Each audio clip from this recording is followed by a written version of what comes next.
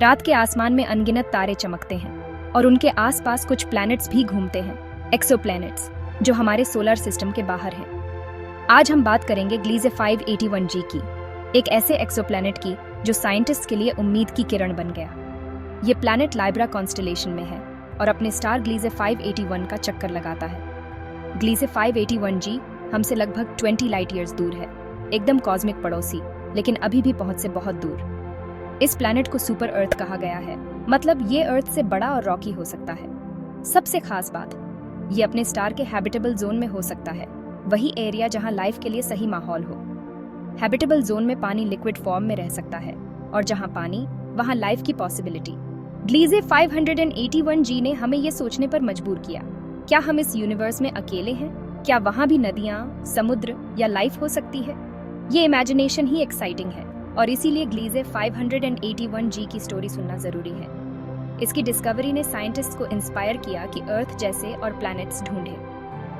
ग्लीजे 581g सिर्फ एक पत्थर का गोला नहीं, बल्कि नए सपनों की शुरुआत है। ये एक माइलस्टोन है जो हमें नए सवाल पूछने पर मजबूर करता है। चलिए इस यूनिक प्लैनेट की और गहराइयों में झांकते हैं।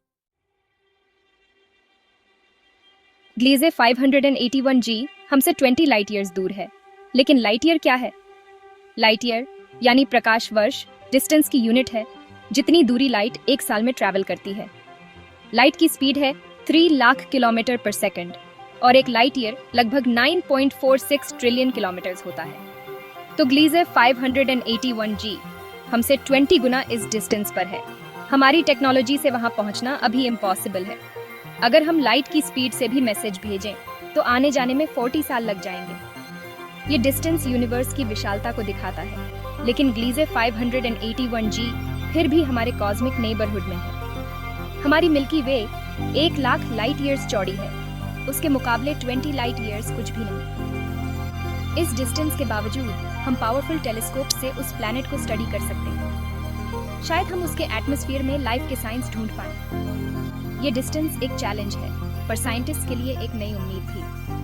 ग्लीजे 581g हमें याद दिलाता है कि यूनिवर्स एंडलेस है, लेकिन सपने देखने की कोई लिमिट नहीं। इसी क्यूरियोसिटी के साथ हम आगे बढ़ते हैं।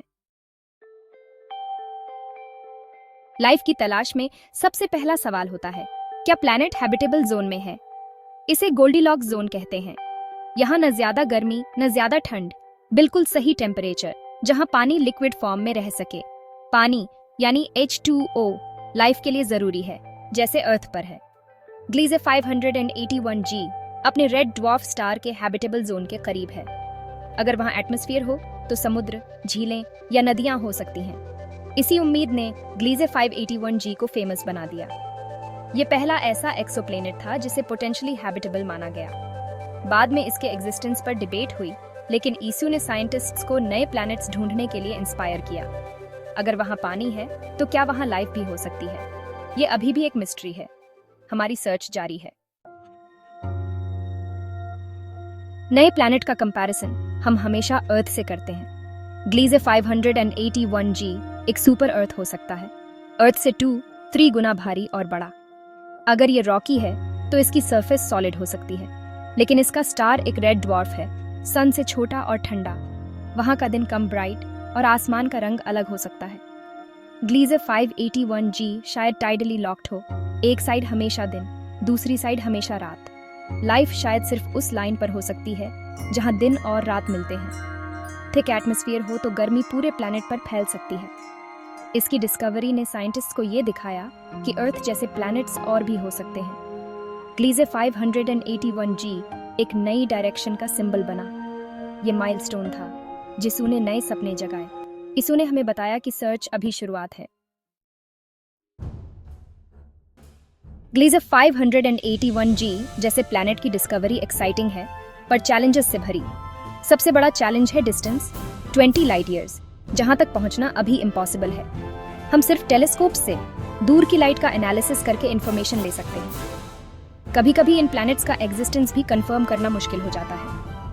ग्लीजे 581g के केस में भी कुछ साइंटिस्ट ने इसके होने पर सवाल उठाए, लेकिन यही साइंस का बेस है, क्वेश्चन, टेस्ट और नए तरीके।